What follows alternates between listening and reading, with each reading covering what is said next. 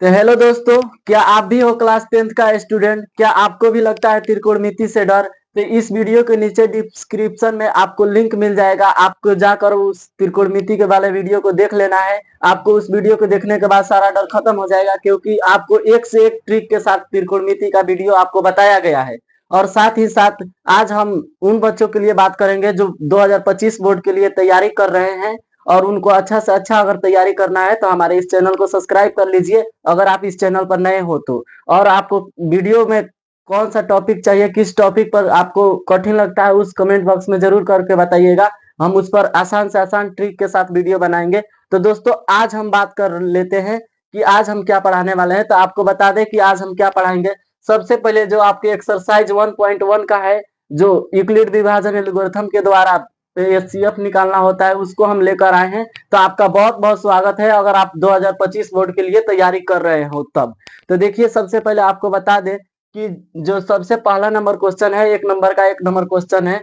तो वो कहता है कि 135 और 225 का आपको एचसीएफ निकालना है। लेकिन आपको एचसीएफ निकालना है तो सिंपल एचसीएफ नहीं निकालना है, आपको निकालना है यूक्लिड विभाजन एल्गोरिथम के द्वारा। तो सबसे पहले आपके मन में यह डाउट हो रहा होगा कि आखिर यूक्लिड विभाजन एल्गोरिथम है तो क्या है, जे आप इसको कैसे जान पाओगे। तो आप कहीं ना कहीं बचपन से पढ़ते आ रहे हो, हम बता रहे हैं आपको। सबसे पहले ये बता देते हैं कि आखिर एचसीएफ होता क्या है। एचसीएफ मैं बता देता हूँ। तो एचसीएफ का अगर फुल फॉर्म की बात करें तो एचसीएफ का होता है highest common factor. Highest common factor होता है। अगर हिंदी में बात करें तो मसा आप लोग पढ़े होइएगा, तो मसा होता है हिंदी में।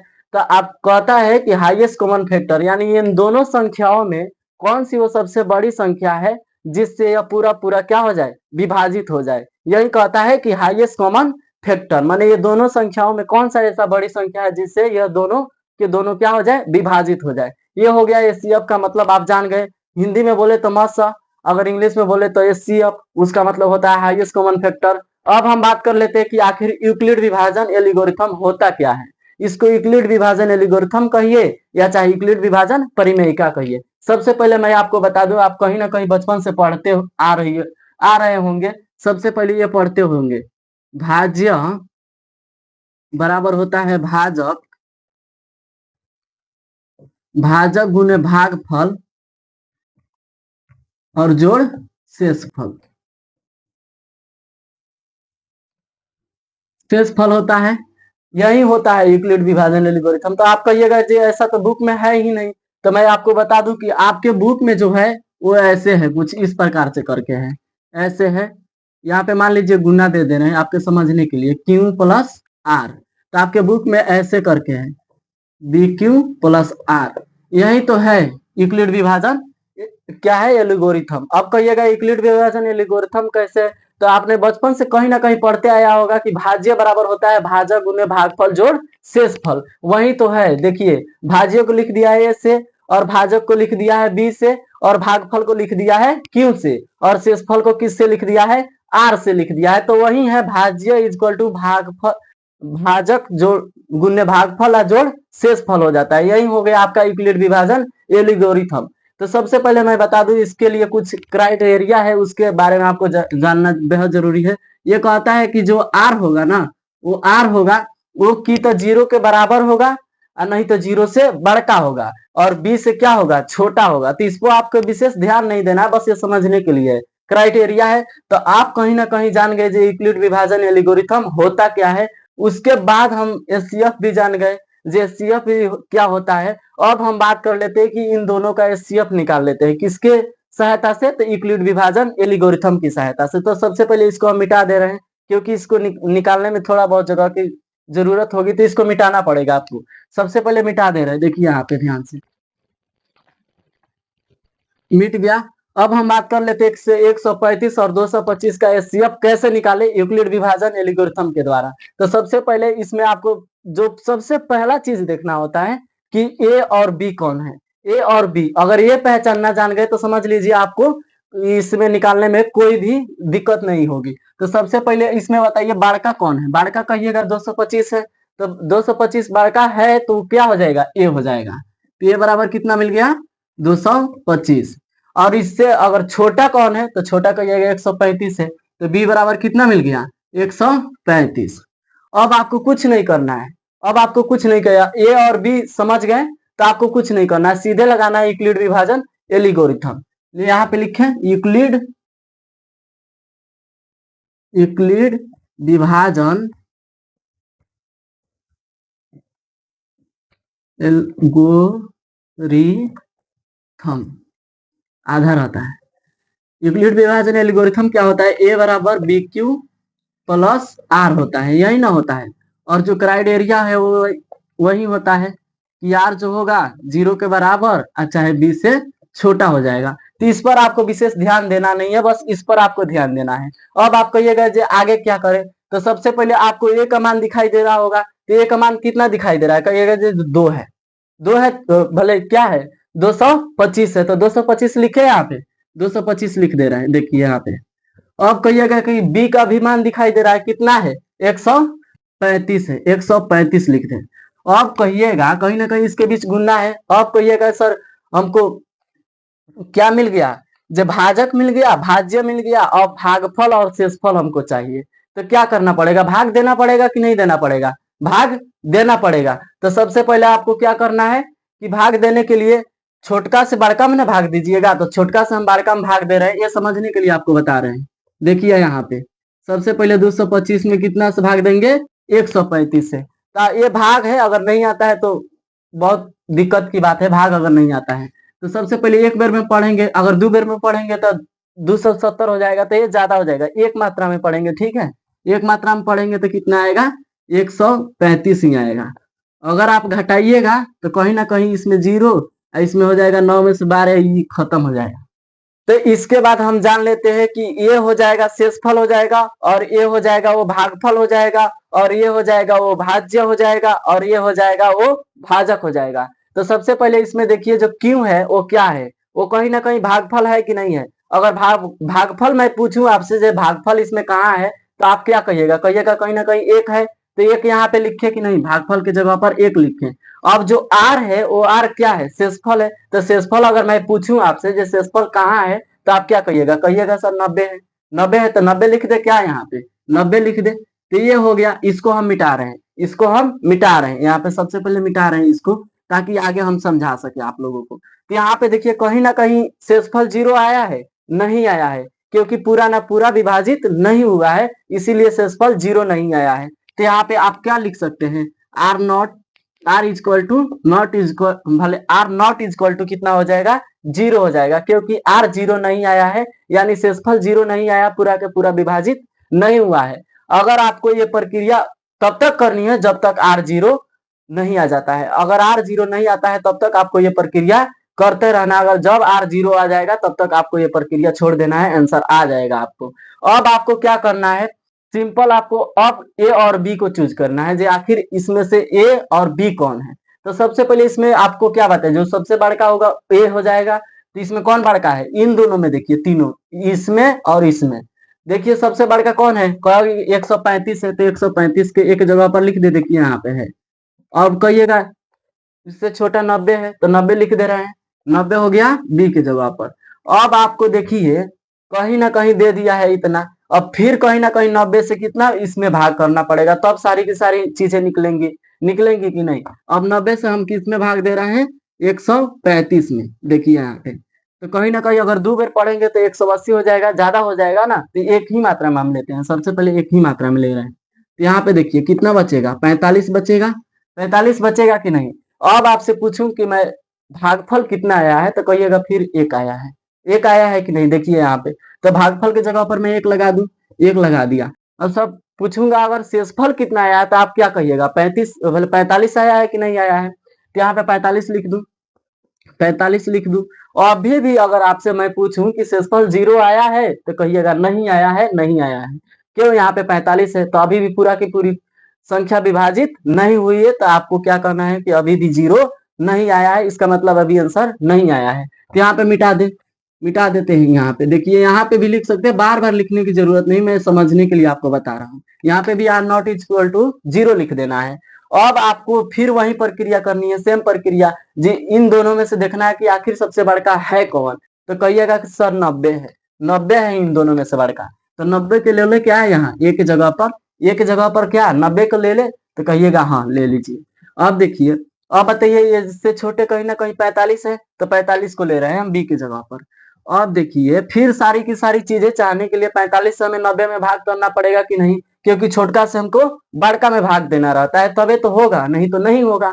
तो देखिए हम 45 से भाग दे रहे हैं, देखिए यहाँ पे सबसे पहले 45 से हम 90 में भाग अगर दें तो कहिएगा सर 45 दूना कितना हो जाएगा, 90 हो जाएगा। तो हम भाग दे यहाँ पे, देखिए यहाँ पे 45 दूना कितना घटेगा तो कितना बचेगा, 0। और कहिएगा सर कहीं ना कहीं पूरा का पूरा संख्या विभाजित हो गया, 0 आ गया, आर इक्वल टू कितना आ गया, 0 आ गया। तो आप कहिएगा आंसर आ गया। तो सबसे पहले इसको हम मिटा दे रहे हैं। अगर मैं पूछूं कि ये आप बताइए इसमें भागफल कौन है, भागफल कौन है, तो वही ना आया है जो भागफल के रूप में दो है, तो दो ये आएगा। तो देखिए यहाँ पे दो लिखे। अगर मैं आपसे पूछूं जो शेषफल कौन है इसमें से, तो कहिएगा 0 है। तो 0 लिखे क्या है यहाँ पे, सबसे पहले हम 0 लिख देते हैं, यहाँ पे आर की जगह पे 0 लिख देते हैं, क्योंकि आर ही शेषफल होता है। अब मैं आपसे पूछूं क्या आर का मान 0 आ गया है, आर का मान 0 आ गया है, तो कहिएगा हाँ आ गया है। तो इसका मतलब पूरी की पूरी संख्या है विभाजित हो चुकी है, कट चुकी है। तो इसका मतलब हम आर बराबर 0 लिख सकते हैं। यहाँ पे देखिए आर बराबर 0 लिख सकते हैं। अगर आर बराबर 0 आ गया तो बस आपको वहीं पे रुक जाना है। क्यों, क्योंकि आपका आंसर आ गया। तो आपको इस सबसे लास्ट वाला लाइन में देखना है कि आखिर पूरी की पूरी संख्या विभाजित किससे हुई, कौन सी ऐसी संख्या है। ऐसा नहीं है कि 90 आपको आंसर लिख देना है, नहीं, आपकी पूरी की पूरी संख्या किससे विभाजित हुई है, 45 से विभाजित हुई है। 45 से देखिए यहाँ कहीं ना कहीं 45 दुना 90 आया है। देखिए 45 दुना कितना आया है, 90। तो आपको पूरी की पूरी संख्या किससे विभाजित हुई है, 45 से। तो अतः आपको करके ऐसे लिखना है कि अतः एचसीएफ कौन कौन संख्या का, 135 और 225, इसका एचसीएफ कितना आ गया है, 45, 45 आ गया है। यानी यही आपका आंसर हो जाएगा। यही वो संख्या है हाईएस्ट कॉमन फैक्टर, यही वो संख्या है जो दोनों में कॉमन है और दोनों इस संख्या से पूरी की पूरी विभाजित हो जाएगी। यही वो संख्या निकल कर आया है जो है 135 और 225 का एचसीएफ कितना आ गया, 45 आ गया। तो यही आपका आंसर है, राइट आंसर है। चलिए अब आगे की क्वेश्चन को हम देखते हैं। इसको मिटा दे रहे हैं,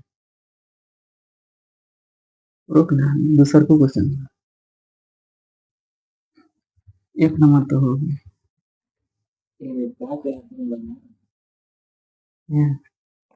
यह चीज बा हई हई खाली मिटा ना, कितना में 196 और 38 220, ये बा।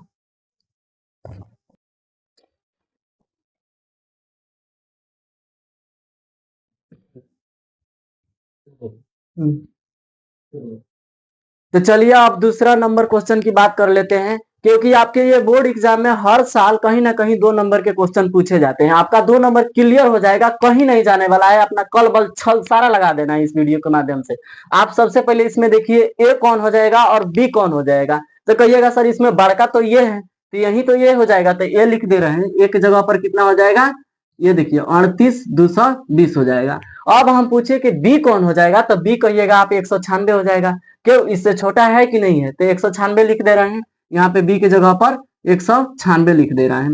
अब बताइए फिर वही फॉर्मूला पे लगाए कि नहीं, यूक्लिड विभाजन एल्गोरिथम वाला फॉर्मूला पे लगा रहे हैं। तो देखिए एक के जगह पर हम ये लिख, जितना मान है उसका मान पुट कर दे रहे हैं, वैल्यू को आपको पुट करना है। इसके बाद देखिए कितना है, 38 2 20 है, और बी की जगह पर कितना है, 196 लिख दे रहे हैं आपको। देखिए बी की जगह पर 96। अब कहीं ना कहीं कहिएगा जी ये भागफल और शेषफल लाने के लिए कहीं ना कहीं छोटका से बड़का में भाग देना पड़ेगा, तबे ये दोनों की दोनों संख्याएं प्राप्त होंगी। तो हम सबसे पहले भाग दे रहे हैं कितना, 196 से 38 220 में भाग दे रहे हैं। तो चलिए अब हम क्या करते हैं, जो छोटा है उसके बड़ा में भाग देते हैं, तभी ये दोनों को दोनों संख्याएं आपको प्राप्त होगी। तो सबसे पहले छोटका से हम बड़का में भाग दे रहे हैं। देखिए 196 है वो छोट है, और जो 38 220 है उससे ये बड़ा है। तो कहीं ना कहीं इससे हम भाग देंगे तभी ये दोनों को दोनों भागफल और शेषफल प्राप्त होगी कहीं ना कहीं आपको। तो भाग दे रहे हैं, तो सबसे पहले एक मार्क में देख लेते हैं, तो कितना आएगा 196। अगर घटाइएगा तो कहीं ना कहीं आएगा, कितना आएगा, 186 आएगा कहीं ना कहीं। और कोई कहिएगा कि ये छोटा है, भाग तो आता होगा, छोटा है तो कहीं ना कहीं ऊपर से उतारना पड़ेगा आपको। तो यहाँ तक तो इसका कहानी खत्म है, इसको उतार रहे हैं 2 को। तो अब देखिए अब कहीं ना कहीं भाग लग जाएगा, तो कितना बार पढ़िएगा, कितना बार पढ़िएगा जब ये आएगा, तो कहीं ना कहीं कहिएगा कि 9 बार पढ़ेंगे तो आएगा। आप ट्राई करके देख लीजिएगा, 9 बार पढ़िएगा तो 1764 आएगा। ठीक है, आप ट्राई करके देख लीजिए। अगर आप इसको घटाते हैं, अगर आप इसको घटाते हैं तो कितना आएगा देख लीजिए। यहाँ पे सबसे पहले यहाँ पे हम 12 आ जाएगा, तो 12 में से 4 जाएगा तो कितना आएगा, 8 बचेगा। और देख लीजिए कहीं ना कहीं यहाँ पे 98 आएगा। ठीक है, 98 आएगा, आप घटा करके देख लीजिएगा। ये भागा है, ये 5वीं क्लास के बच्चों को भी आता है, ऐसा नहीं कि नहीं आता है। अब हम बात कर लेते हैं कि आखिर ये तो कटेगा नहीं, तो ऊपर से कहीं ना कहीं उतारना तो पड़ेगा। देखिए यहाँ पे 0 है लास्ट में, तो 0 उतार रहे हैं। अब कितना देर में कटेगा, तो कहीं ना कहीं 196 को 5 बार पढ़िएगा तो कहीं ना कहीं इतना आ जाएगा। तो 5 बार पढ़िए यहाँ पे, तो कहीं ना कहीं पूरा का पूरा इतना ही आएगा। और घटेगा तो कितना आ जाएगा, 0 आ जाएगा। तो एक बार में कट जाएगा। 196 से अगर भाग देते हैं 38,220 में, तो 195 मत में एक कट जाएगा पूरा का पूरा। तो आपका एक ही बार में कितना आ गया, 0 आ गया। तो बस आपको क्या करना है, अगर मैं पूछूं कि भागफल कितना आया है, भागफल कितना आया है, तो कहिएगा 195 आया है। तो यहाँ पे 195 गुना कर दे, इसको सबसे पहले मिटा देना है, मिटा दे रहे हैं। यहाँ पे 195 यहाँ पे गुना में लिख दे, गुना में लिख दे रहे हैं। अगर मैं आपसे पूछूं जो शेषफल कितना आया था, शेषफल कितना आया था, तो आप कहिएगा 0 आया था, क्योंकि पूरा का पूरा संख्या विभाजित हो गया था। तो आप क्या कहिएगा, 0 आया था, तो 0 लगा दे रहे हैं यहाँ पे। अगर अब मैं पूछूं आपसे जो शेषफल अगर 0 आ गया, तो यहाँ पे हम लिख सकते हैं r इक्वल टू कितना, 0 लिख सकते हैं कि नहीं लिख सकते हैं। तो आपको कहीं ना कहीं एक के चरण में आ गया, एक के बार में पूरा का पूरा संख्या विभाजित हो गया। तो इसका आंसर कितना हो जाएगा, अगर मैं आपसे पूछूं जो इसका आंसर कितना हो जाएगा, तो क्या कहिएगा, 38,220 हो जाएगा? नहीं, वो गलत हो जाएगा। बहुत सारे बच्चे कर तो लेते हैं लेकिन आंसर पकड़ने में उनको दिक्कत होता है। तो बस आपको इसमें देखना है कि ये पूरी की पूरी संख्या विभाजित आखिर किससे हुई है। तो किससे हुई है, तो हम तो कहीं ना कहीं पहले बार भाग दिए से 196 से, तो वही उसी से ना पूरा पूरा कटा है। कितना मत में, 195 मत में। तो इसका आंसर हो जाएगा, अतः करके आप लिख सकते हैं कि एचसीएफ कितना का, 196 कोमा 38,220 का एचसीएफ कितना हो जाएगा। इससे ना पूरा पूरा कटा है 196 से ना, तो इसको 196 इसका आंसर हो जाएगा। तो ये था आपका दूसरा नंबर प्रश्न। अब हम हो गए इतने में, एक आदमी जी एगो हर अपना मन से ट्राई कर।